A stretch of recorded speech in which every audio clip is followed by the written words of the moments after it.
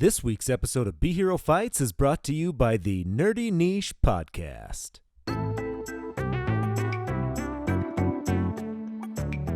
Hello, ladies and gentlemen. My name is Jeremy Clark. And I'm Edison Myers. And we're the hosts of a podcast called The Nerdy Niche. It's a podcast all about the nerdy stuff that you love. Things like Dungeons and Dragons. Or Pokemon. Or Magic the Gathering. Or Star Trek. Or even things like tattoos. And cosplay. Here on The Nerdy Niche, we have a wide spectrum of genres and even guests that come and talk about these things. So we hope you join us and find that niche that you love. You can find our show at anchor.fm/thenerdiniche, or you can always find us on Spotify or wherever it is you get your podcasts. Thank you, everybody, and keep it nerdy out there. Hey guys, Tom here. I know that we told you that we were going to be trying to film this episode so that we could start putting this on YouTube and you could watch us in all of our frustration and all of its glory, but I was smart enough not to format the memory card before pushing record on the camera. And yeah, we got like no usable footage. My bad. Sorry about that. We're going to try it again next week though. In the meantime, this episode's great. Enjoy.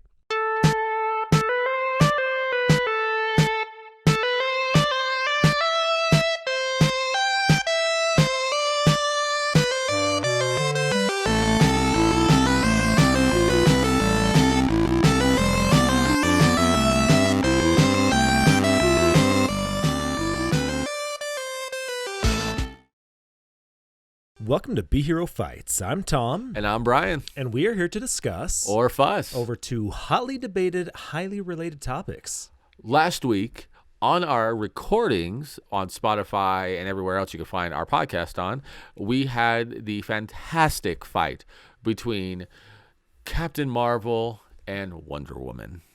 And not specifically the characters, but which movie was better? Wonder Woman now has two movies. Captain Marvel has one, but we did Wonder Woman's first debut against Captain Marvel. And to decide which one was the best female-led superhero movie to represent women across the world.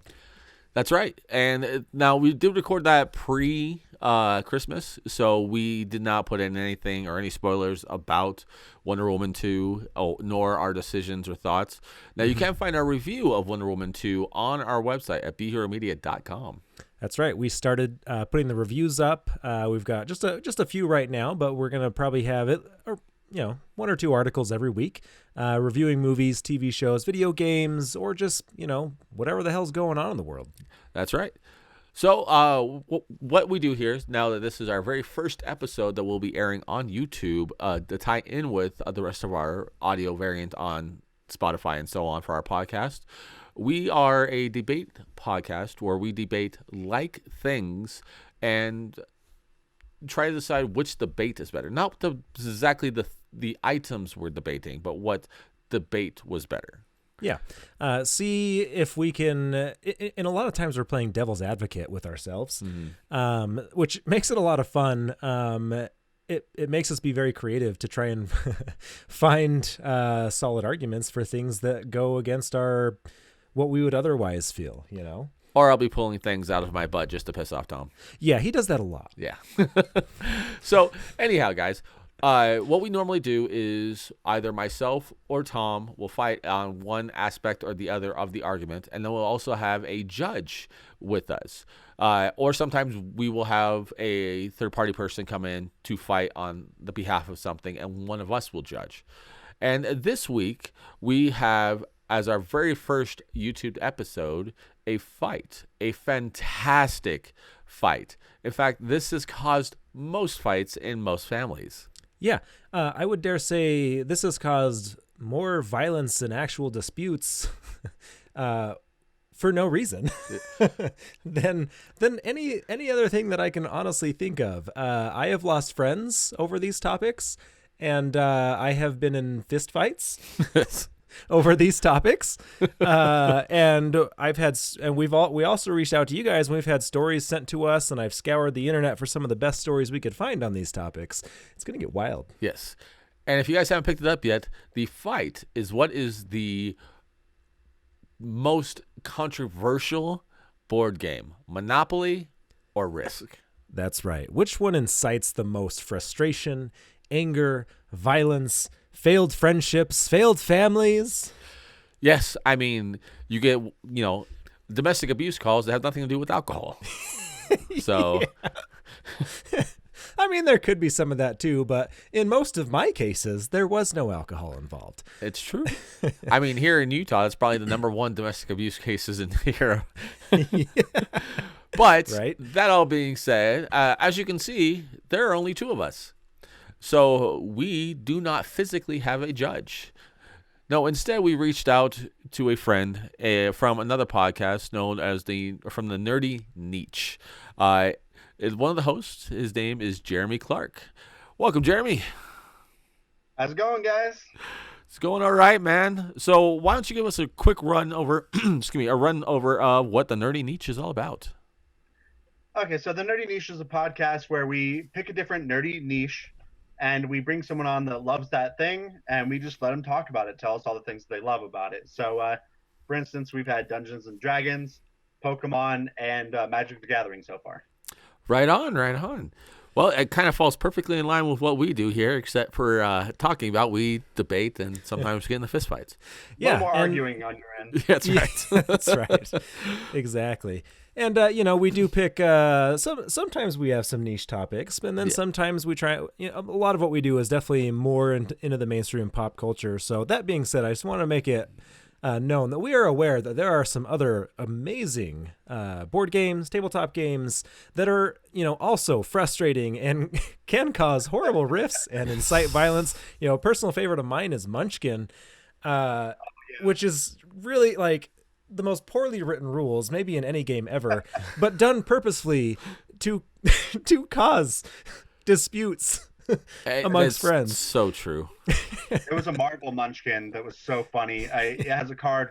It's a Deadpool edition that has a card that says, "You reduce some opponent's level for how many cats are in the room." And at the time, I had 4 cats. Okay, I'm crazy. I had 4 cats. I waited the entire game for all 4 cats to be in that room, and I brought my friend from level 9 down to level 5. I was so mad. That's awesome. That is great. Yeah. Yeah, Munchkins is a great game. But sadly, we are not here to talk about Munchkins tonight. Yeah, so we're gonna stick with 2 board games that really everyone should have some experience with. Very true. Now, what we're going to do here is both me and Tom will be the fighters, and we will have Jeremy go ahead and judge. Before we get into that, though, we actually were working really hard through November and the beginning of December, so we could take most of December off to spend time with family. Yes. So let's get caught up on some of the comments and things that you guys have been reaching out to us over the last month that we just haven't had time to get into yet. Very, very true. So let me move Jeremy's lovely shiny head over here, and let's go ahead and go with that. Would you want to start off, sir? Yeah. So first off, I will go with a comment from Bethany, and this is from our Christmas Traditions episode. She said, "This episode is all the things. This is my favorite you've done. Great job. Please blow up the gingerbread house. We may adopt this tradition." I hope you do adopt that tradition. We have not yet blown up a gingerbread house, but yeah, definitely go back and listen to that Christmas Traditions episode. It was great, and adding some of those. Me and my family attempted that to see about trying to add in some of those Christmas traditions. Like, I went out of my way to try and find a log that we could beat with a stick and tell it to defecate so we can get its candy. Yeah, it was so good. Yeah, I was dumb enough to get COVID for Christmas, so I was stuck in my room for ever. That was terrible. Yes. So I didn't get to adopt any new traditions, unfortunately, this time. All right, so the next one we have is actually from the most recent one we had, which was the Wonder Woman versus Captain Marvel. Mel says, "You really expect me to pick one? They're both really good movies, and the debate went really well. I'll probably have to go with my vote to Wonder Woman, but it's not an easy vote." Yeah, it was a really close fight, and listening back the many times that I did while editing the episode, and then also I listen to it usually with my kids on their driving them to school and stuff. I pulled some cheap shots. I'm sorry. I'm not really sorry, but I mean, we've had 25 episodes, and you did one episode of cheap shots where I did the other 24. So. That's true. you had it coming. Yeah. That being said, so on our Instagram and Twitter, for people that are following us, that we're releasing memes every day, and also we've started doing something occasionally where we'll try and do like a little mini debate. We've done 2 of them. So the first one was flats versus drums. So quick update. We had 4 people say flats were better. 3 said drums. And these are chicken wings, by the way. Yeah, chicken wings. What's the best chicken wings? Yes. And then 1 said boneless, i.e. chicken nuggets. Which is me. I'm with you. You can go to hell. Yeah. You can go to hell and you die. We got 2 votes for boneless now, so. Technically 3, because Mike from Showboys was the one that said boneless. There you go. So I guess boneless is catching up. And then we also had pineapple pizza. Is it good or no? What are the results for that, Brian? Well, we had 5 people that were right and said it was good. And then we have Wrong. 3 people that agree with Jeremy and saying it was bad. It's terrible. No, I love pineapple pizza, bro. You guys are crazy. My wife's with you guys, though. She hates pineapple in every form. I love pineapple. I don't hate pineapple. It just has no place on pizza. It's sweet where it doesn't belong. Yeah, exactly. Like, they're definitely. I mean, barbecue is a perfect example of like there's a time and a place for sweet and savory, but pizza, no. Get that crap out of here. See, as a proper Italian, we know that you can have both. And like there's a really common way of making spaghetti where you get a handful of brown sugar and mix it in with the marinara sauce, which adds the sweet. And it's so good, dude. It cuts some of that acidity from the tomato sauce. Dude, it's so good. I disagree. So the last comment that I wanted to go over, someone left a meme on our Die Hard versus Lethal Weapon episode. Mike from Showboys, a friend over there. And he said, the meme says, Die Hard isn't a Christmas movie. He sneaks around a tower at night avoiding Alan Rickman. It's a Harry Potter movie. And I want to hate you so bad, but I can't. I now I really want to see the version of that movie where it ends with him kicking Alan Rickman out the window, and he says something to the effect of "mischief managed." Right. Seriously. Well, now we got all those out of the way. For this episode, like I said, me and Tom will be fighting on behalf of one and the other, and we will have Jeremy judge. And so, again, Jeremy, what you'll be judging is not which one is better, but which is the bait is better. Which argument? Yes. Yeah. And they already have a very clear winner on what the better board game is. Okay, good to hear. And more importantly, just remember, you and I have been friends for something like, 16 years. So you know which one to go with. He's always got to bring his friends on to judge against me. There's that cheap shot you were talking about. Yeah, exactly. That's right. And for you guys who don't know, me and Jeremy met years ago at a haunted house we both worked at called Rocky Point Haunted House. And then later on, we both were in the wrestling world. I'm still there, and Jeremy has taken his bow and walked away. So, I'm way too old for that now. Boy, I'm older than you. I'm almost 40, and I'm still doing this. All right. So as far as the topics go, I don't have a coin on me. So rock, paper, scissors. Do I have a coin on me? No, I have nail clippers. All right. Rock, paper, scissors. It is then. All right. Oh, big old visual time, right? Here we go. Yeah.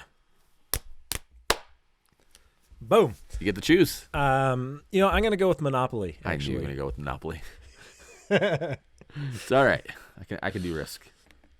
All right. So to kick us off, Monopoly, everyone's favorite game that was really designed to try and teach people about fiscal responsibility.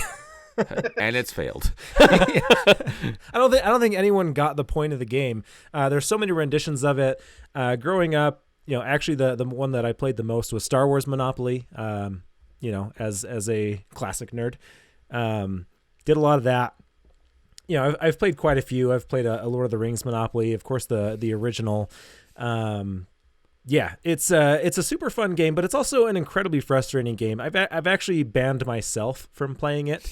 There have been quite a few incidences with me and older brother, younger brother, sisters even erupting into fights. In fact, I can't tell you how many times someone would land on like it doesn't even matter. And any space once there's a hotel on it, you're forking over huge dough. And I can't tell you how many games I've actually finished, because almost every game ended with the coffee table in the living room being flipped over by the Incredible Hulk, with pieces flying everywhere, cash raining down. It just turns into a free-for-all, like someone's breaking into an ATM or something like that, right? It's just insanity. People get so frustrated, myself included. I'm a sore loser. As you guys have seen or heard on many of the episodes. I'm almost as sore a loser as Brian. This is also true. Yeah, so I'll let that be my opener. I've got some stories from the interwebs about Monopoly, but I'll save that for rebuttals. Oh man! By the way, my favorite version of Monopoly is Edna Krabappoli. That's a Simpsons joke for all you. All right. Well, Risk is kind of the adult version, really, of Monopoly, because unlike where Monopoly teaches you to be fiscally responsible, Risk teaches you how to take over the country and eventually the world, all full on and Alexander the Great style. For those who have never played it, basically what happens is it's a turn-based game where you go one at a time, strategically either going through diplomacy or straight just destroying your neighbor, trying to eat up as much territory as you can. Now, it's a game that's for 2 to 6 people, just like Monopoly. This is a great video, by the way, watching me read about this. It was actually invented in 1957 by a French filmmaker, and ties into our first YouTube episode, I guess. Yeah. Right. But again, these are two of the most common games. There are actually competitions, like worldwide competitions, for both Monopoly and Risk. Yeah. So they're fantastic games. Risk was the one I played a lot more with my friends from chess club that I might have been in, because it's kind of there is unspeakable stories of violence from chess as well. Oh yes, on the interwebs. Very much so. But it's one of those games that, like, where with Monopoly you can play with just about anybody. Risk takes a lot more strategy. Like, I couldn't get my kids to play Risk.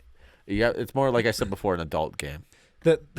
You say that, but I remember a time where I had, I don't know how many units, it's been a long time, but I had an ungodly amount of units, large army, and I was trying to attack and take over one stupid country with one stupid unit, and he wiped out my entire army. What? Right? Friggin' bullcrap. Like, so yes, there is some strategy, and everyone always just bottles up Australia, but there's still too much of it that's just luck of the dice. Well, that's how it is in real life, too, if you think about it. Everything's a relevant luck of the proverbial dice.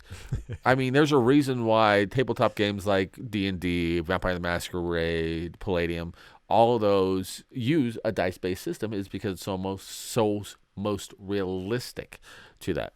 Where, unlike Risk, where you roll so many dice relevant to the amount of armies you have and everything else that you have, you don't just roll a pair of dice and hope you land on a lucky spot that you're trying to get to, or maybe land on free parking to get the money in the middle because you're about to go broke.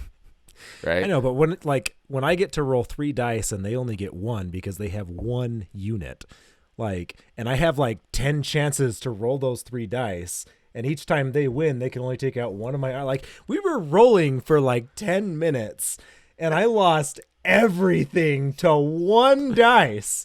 We're talking, the odds are insane. He had... Let's say it was 10 units that I had, right? Mm-hmm. That means 10 dice rolls, but 3 at a time to try and take out 1. It's just... What? You know what that tells me?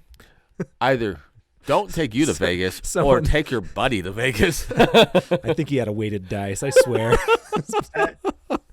At a certain time, it's less about the good luck for them and just the bad luck for you. Right. Yeah, a serious string of bad juju. Well, after knowing your ex-wife, I'm not surprised. Hey now. Getting personal there. Right? He tends to do that. Oh man, but no, like with Monopoly, it is like I said, it is more of a child's game. Like you play Monopoly from like the age of like 8 to later on, but you never play it as a challenge game. You play it as what's meant to be a family game that just goes into violence. But and I think that's the thing though, is like Monopoly, it's not meant to incite what it does. Risk is a game of war. Monopoly is a game of finances. But if you really think about it, like what is like the number one cause of divorce is finances, usually like fights over finances or like infidelity. But so it just makes sense like that people playing this game so innocently, they get caught up because it's so easy to get tied with real world feelings. And there's I said I have so many stories, and I do. I'm gonna go over. I'm not gonna say them all. I am gonna say that I did find 2 cases of murder, like straight murder. Someone shot his friend in the chest with a bow and arrow. That's one. Okay. And the other one, this couple was playing Monopoly with someone, and he beat them. Actually, I think, did they catch him cheating? Let's see. Hold on. It was actually in Salt Lake City. of course, I'm going to read this one. There's an incident that transpired on November 2nd, 91, between 26-year-old and a 20-year-old, his girlfriend, and then 56-year-old in the 56-year-old's apartment. They're playing Monopoly when it ended in an argument. When the game ended, the guy went to sleep. The young couple beat him to death with a claw hammer, stole his real money, and left the state. They did get caught. Like, what the crap? So you know what that means, right? When they were arresting him, the cops said, "Go strictly to jail. Do not pass go. Do not collect $200." $200. If the police didn't make that joke, I'm ashamed of them. Right? Yeah, seriously. Not that we're laughing at someone's death. Yeah, We're laughing at the incident that caused their death. yes, exactly. But there's a couple other something a little bit more mild. This is a story that was sent to me. He was playing Essex Monopoly. His cousin's fiance stole Lakeside from him, so he threw the board at his cousin's head. Like Essex, England? That's just what it says. Essex, Essex. That would be Essex, England. Must be. Apparently, there's a version for every state, city. There's a version for literally everything. Yeah. So there's 2 others that were arrested over assault. One person was stabbed and slashed in the neck and chest, but they survived. Fortunately for everyone involved. Right. Yeah, just the insanity that this game has inspired. Like, and it's crazy. Like, I mean, I guess I will say, because I did try to find stories like this about Risk, and I can't, and I think it's just because Risk is just so much more of a generic term that like is used so commonly, like, oh, risky business, risk in war, risk in politics. It's nearly impossible to find like Straight stories about publicized the board stories of game, yeah. Risk. But you do have the warning label on the back of Risk. I'll give you that. Yeah. Do you know what that says? No. Warning: this game may result in fighting, arguments, and even broken friendships. Use wisely. That's a good warning. It's important. They should also have that on Tinder too.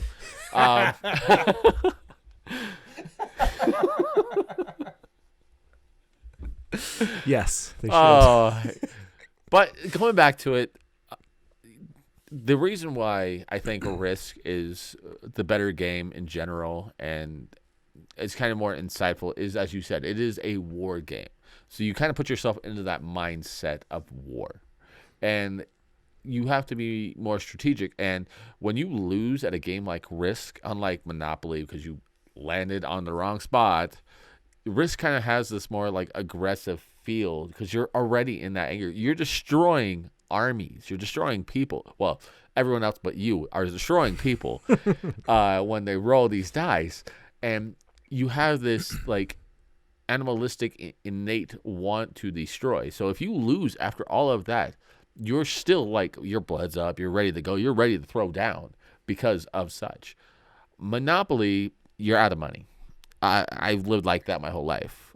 So I think one thing that makes Monopoly so much more frustrating with Risk, when it's your turn, you get to choose how you want to attack. Based on the territories that you control, the armies that you have. You also get new units every turn that you get to choose where to place them. So you actually have a lot more strategy involved, so that the luck of the dice rolls only in fighting. Whereas Monopoly, you are not only playing against all the players, but you're also playing against the board. So every dice roll, you don't get to choose where you're going to land. And that's where the frustrations happen, because you might have made you might have just made a great investment, but now suddenly you land on someone else's boardwalk or Park Place or Pennsylvania Avenue, and you don't, because you just made an investment, you don't have the money to take that, or maybe you land on go to jail. Maybe there's so many things. The board is against you innately unless you're going to buy an unowned property. Everywhere you go, you have to pay. There is one free space. Well, again, you're not wrong, but it's the relevance to what the game's core is, right? You look at Risk. Risk is kind of like a high-end version of chess. Every move that you make, everything is a strategy that you have to do, whether you're aiming to go after the one army in England to use the back door to get around where their large force is in the rest of Europe, or, what have you.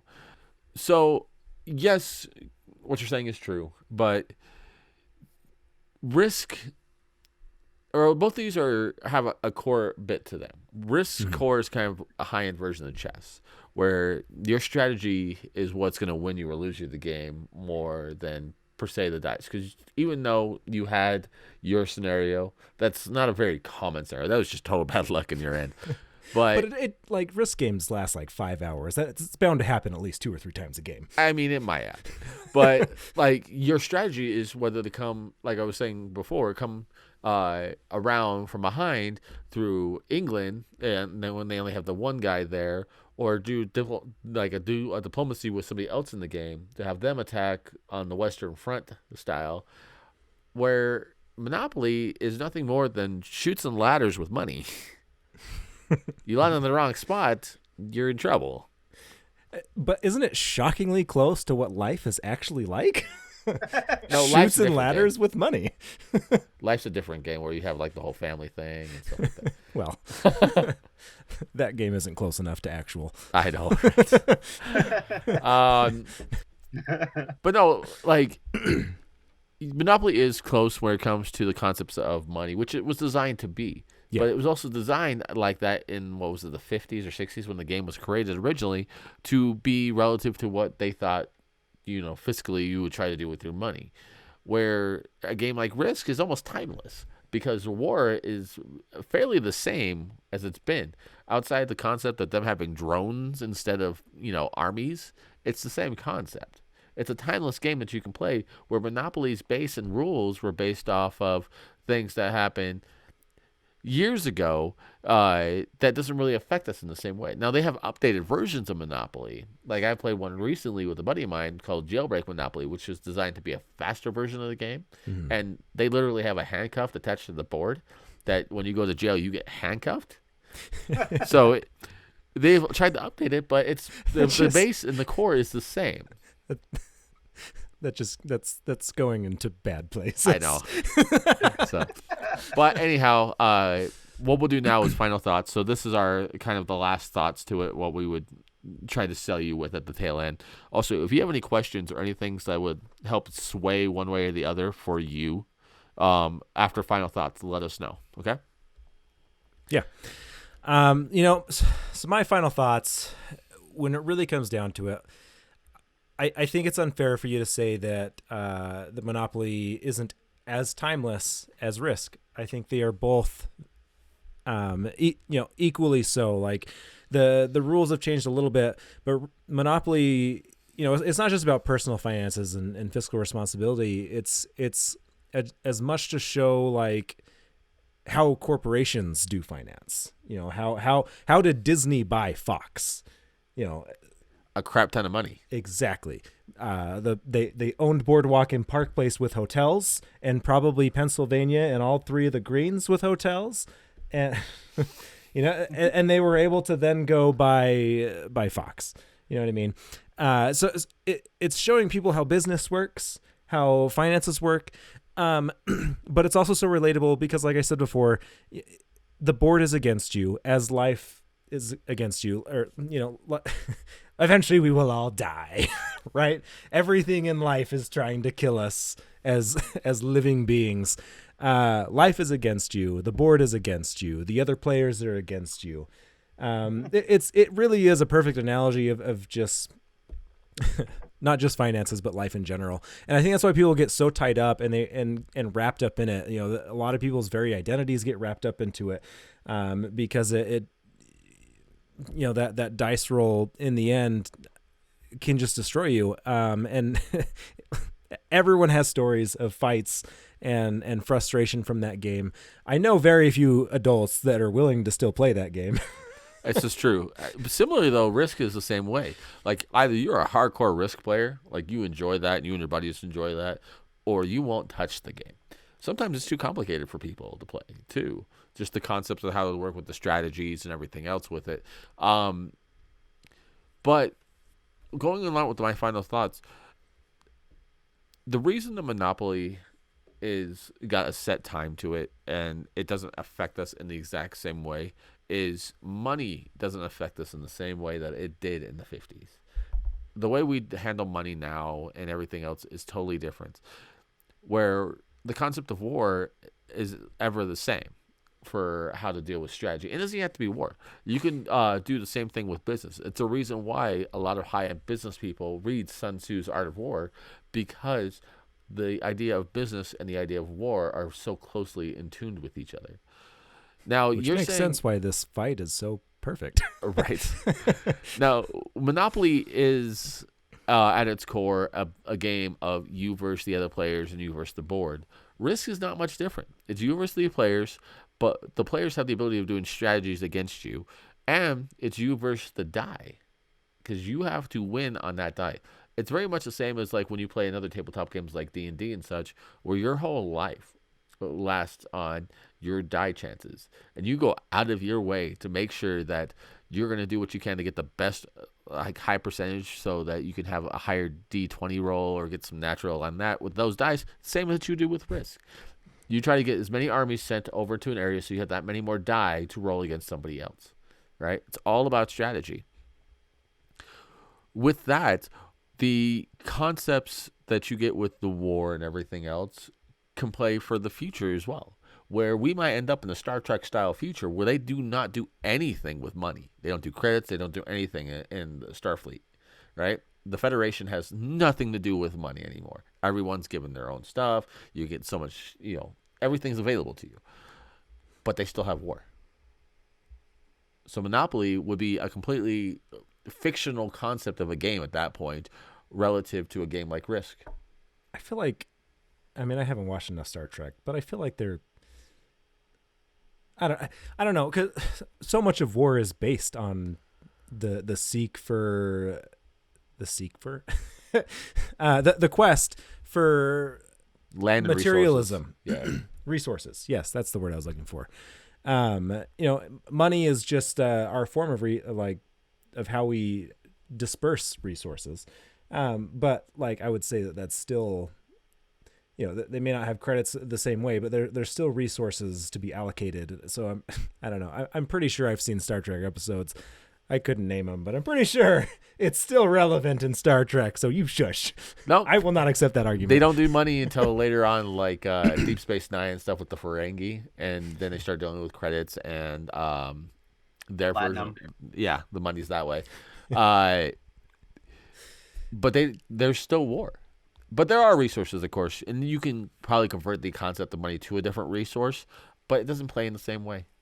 It would you cannot play Monopoly 100 years from now and probably find the same relevance because God willing, 100 years from now we will have a system set up that we don't per se need to use money. I'm pretty one of the big things with wars in Star Trek, just going to keep on this analogy for a minute, is a lot of the wars are because the allocation of resources. What is it? Was it the Klingons? I don't know. I have not watched enough Star Trek, but there's the in the rebooted series, the second one, I don't know what it's called because unfortunately I'm not a huge Trekkie. Next Generation. Yeah, it's probably the Next Gen series. Is that what you're talking about? Or is no, that the movies with Chris Pine. Oh, the second one, they're at war with, I want to say Klingons. I have no idea. Anyways, but a big part of that is that you were losing all your nerd cred so badly. Look, I have so many things to yell at you guys about this argument here. There is too much to nerd out about. I can't keep track of everything. Look, war is about resources. All the wars in Star Trek are about one side wanting something the other side has. So Monopoly still applies. All right, Jeremy, ask questions, make comments, do as you wish. We leave the floor to you. So can I really get on both of you guys about the Star Trek allegory you just made? Okay. Yeah. So the nerdy niche is the newest episode is about Star Trek because I'm a huge Trekkie. Mm-hmm. So all the things you guys just said were just making me nerd rage in my head. At least mine's close. Allow me to start my two-part apology by saying that I think you're a wonderful human being, and I am deeply, truly sorry. So first of all, the Ferengi currency is called Latinum. Latinum, that's what it was.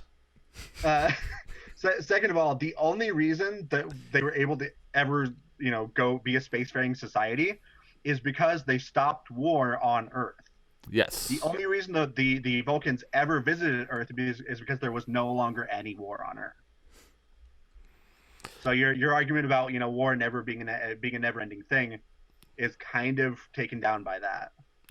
Well, and again, the idea of Star Trek themselves as the Federation. No fighting the judge. I'm not fighting the judge. I'm explaining myself. The Federation itself, you are correct, but they go during exploration. They do end up going to wars. I mean, they did all that long time fighting against the Romulans and fighting against the Klingons and things like that. That was something that was still tied in. So even though they got rid of that as a thing for the society that is the Federation, it's still out there and still a thing that they had to deal with on a regular basis. Outside of going to a random Deep Space Nine facility, they don't deal with the Ferengi and having to deal with money all the time. Right. Most of the fighting that goes on in that show is more over territory, mm-hmm. which is the essence of Risk. It's territory. Yeah. So I tried. With that being said, is there any questions or thoughts that would help you sway one way or the other, or are you all set? So my question for Monopoly in particular is the rage that's induced from it takes place a lot more with kids because you have kids playing with you. So that's one thing that's so much more terrible about it is because your kids are right there when you're flipping over the table. Yeah. Someone gets hit by the board and suddenly you got to clean up a bloody mess everywhere. Right. In addition to being a sore loser, you're right there in front of your kid being like, this is how you be a sore loser, boy. This is being an adult. Adulting 101. And someone picks on you at school, just throw the board. Right. I am suddenly aware your son's not anywhere around in the video, so.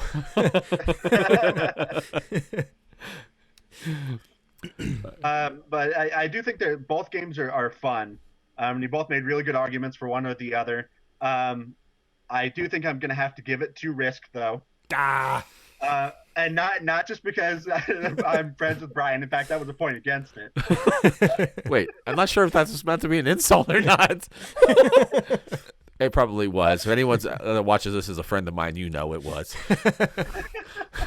Risk actually, one of the great things about it is it actually has spawned a lot of other superior games to it based on that concept.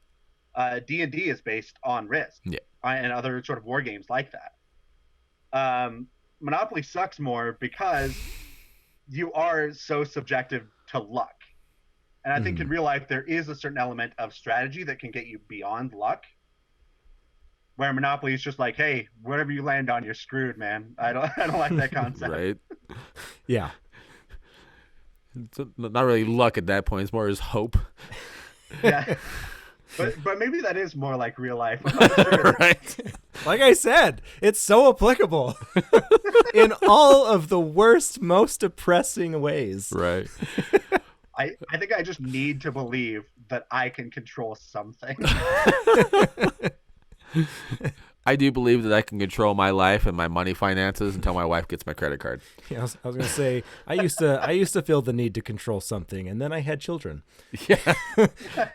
I learned that that's Yeah. just not possible. Right.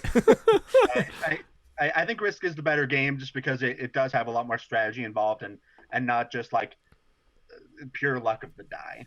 Yeah. All right, on. Well, yay me! I get the win again. Ah, he's catching I've been up actually too. on a roll lately. Yeah, he's Actually- catching up. I actually do have one more thing to say though about the last episode. Okay. Oh my God, Brian! How can you argue that Captain Marvel is better than Wonder Woman in any way? Because his daughter likes it. Yeah, my youngest daughter, that's her favorite. And that was the one I had to fight on. There's been so many episodes. You did choose that one, though. I did choose that one. But That episode was painful for me because I'm just like, oh my God, Wonder Woman is so much better.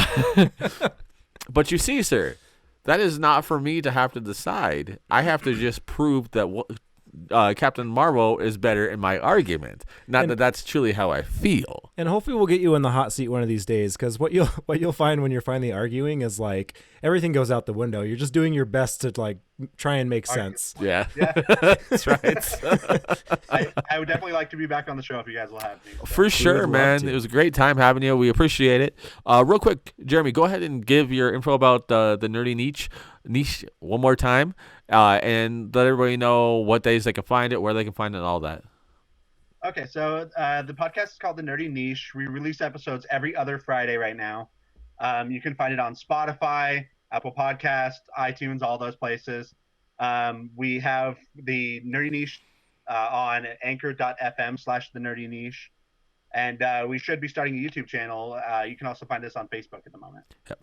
And, of course, we'll link to all of that stuff as well through both our YouTube and then all of our podcast information. So, and you guys have probably already heard the commercial for them, too, so you'll have heard multiple times how to find them. Yeah. So, again, Jeremy, thank you for joining us tonight. We're definitely going to have you back on, especially since you said I was the winner. So. And as for you guys, what do you want to see us do next? We've got a pretty clean. I mean, we've got a plan for about the next few episodes. Yep.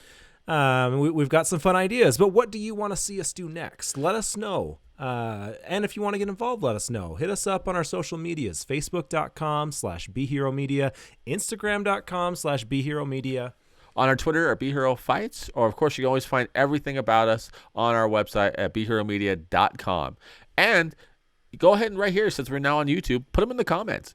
Any fights that you want to see, thoughts, concerns, tell Tom how wrong he was about Star Trek, all of that in the comments below. Please be kind. Nah, You'll be getting an angry comment from me, just paragraphs long. Well, Jeremy, since you've heard our podcast before, you know how we end every episode.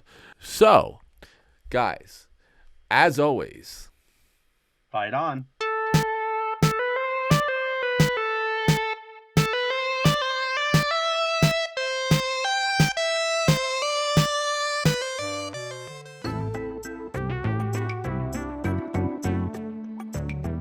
Hello, ladies and gentlemen. My name is Jeremy Clark, And I'm Edison Myers. and we're the hosts of a podcast called The Nerdy Niche. It's a podcast all about the nerdy stuff that you love, Things like Dungeons and Dragons, or Pokemon, or Magic the Gathering, or Star Trek, or even things like tattoos. and cosplay. Here on the Nerdy Niche, we have a wide spectrum of genres and even guests that come and talk about these things. So we hope you join us and find that niche that you love. You can find our show at anchor.fm/thenerdiniche, or you can always find us on Spotify or wherever it is you get your podcasts. Thank you, everybody, and keep it nerdy out there.